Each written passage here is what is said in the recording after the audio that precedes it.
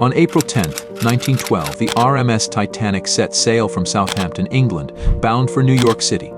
This grand vessel, touted as the largest and most luxurious ship of its time, was believed to be unsinkable due to its advanced safety features.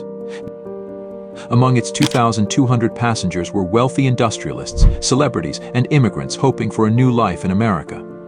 However, just 4 days into its maiden voyage, disaster struck.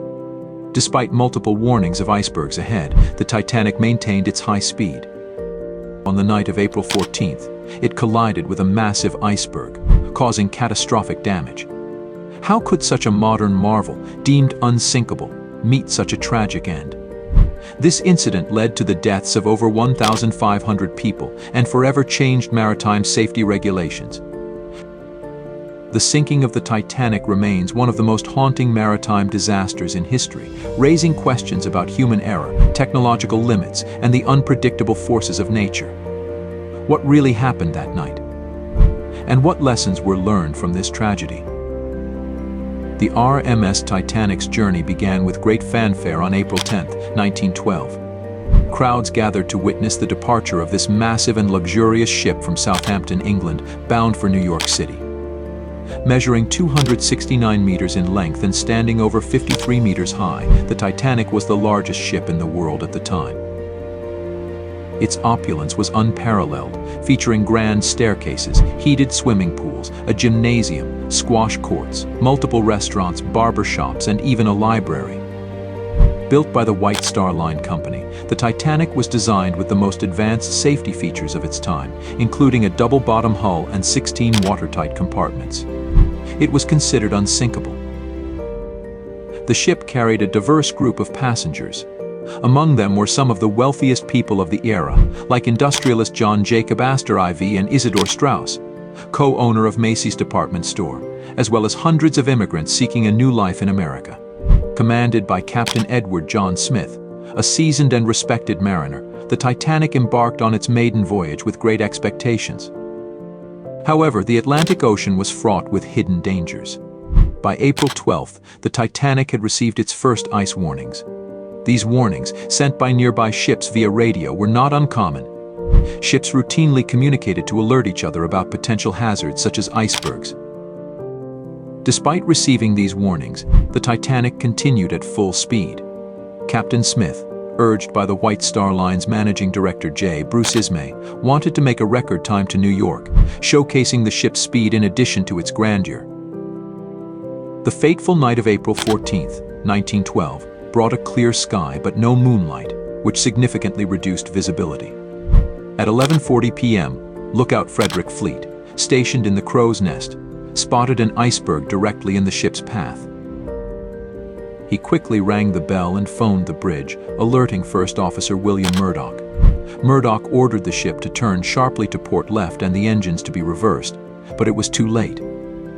The starboard right side of the Titanic struck the iceberg, causing a series of punctures below the waterline. The collision caused the steel plates of the ship's hull to buckle inwards, opening 5 of the 16 watertight compartments to the sea. Titanic's designers had claimed that it could stay afloat with up to 4 compartments flooded, but with 5 breached, the ship's fate was sealed. As water poured in, the bow of the ship began to dip, and the stern started to rise out of the water. Captain Smith and the ship's designer, Thomas Andrews, quickly assessed the damage. They were horrified to realize that the Titanic would sink within a few hours. Smith ordered the radio operators Jack Phillips and Harold Bride to send out distress signals. Meanwhile, crew members began to uncover the lifeboats and prepare passengers for evacuation. The ship had 20 lifeboats, enough to carry only about half of those on board due to outdated maritime safety regulations, which had not kept pace with the increased size of ships.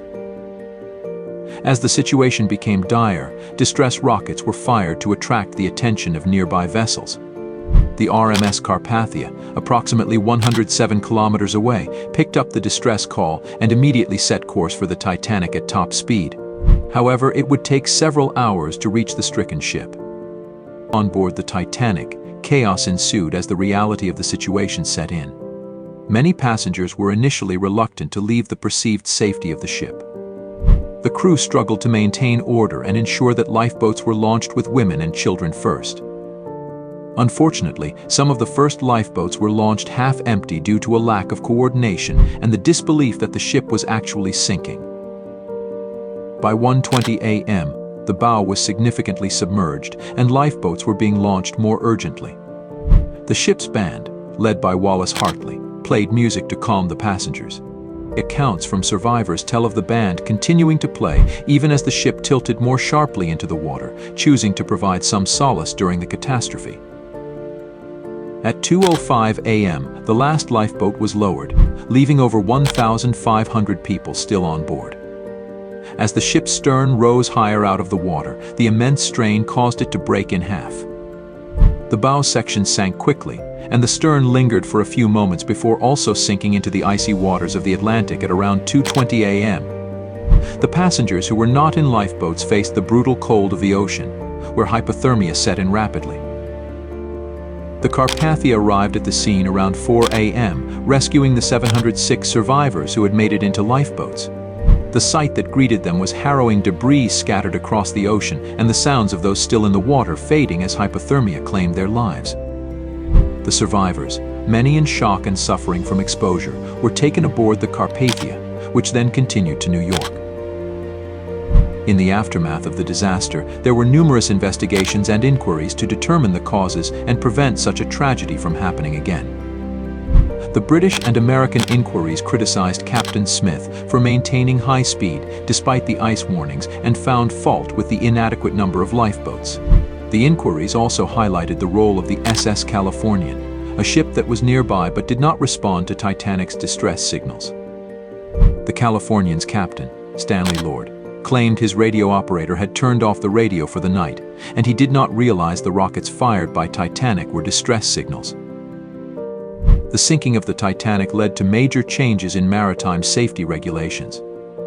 The International Convention for the Safety of Life at Sea Solas was established in 1914, mandating sufficient lifeboats for all passengers, regular lifeboat drills, and 24-hour radio watches. The International Ice Patrol was also created to monitor and report iceberg movements in the North Atlantic. The wreck of the Titanic lay undiscovered on the ocean floor for over 70 years. In 1985, oceanographer Robert Ballard and his team located the wreckage at a depth of 3,800 meters. The ship was found in two main pieces, with a large debris field surrounding the site. This discovery provided invaluable insights into the final moments of the Titanic and the extent of the damage caused by the iceberg. Today, the wreck of the Titanic is slowly being consumed by the ocean. Bacteria and deep-sea organisms are eating away at the metal, and it is estimated that the ship may completely disintegrate within a few decades. Despite this, the legacy of the Titanic endures.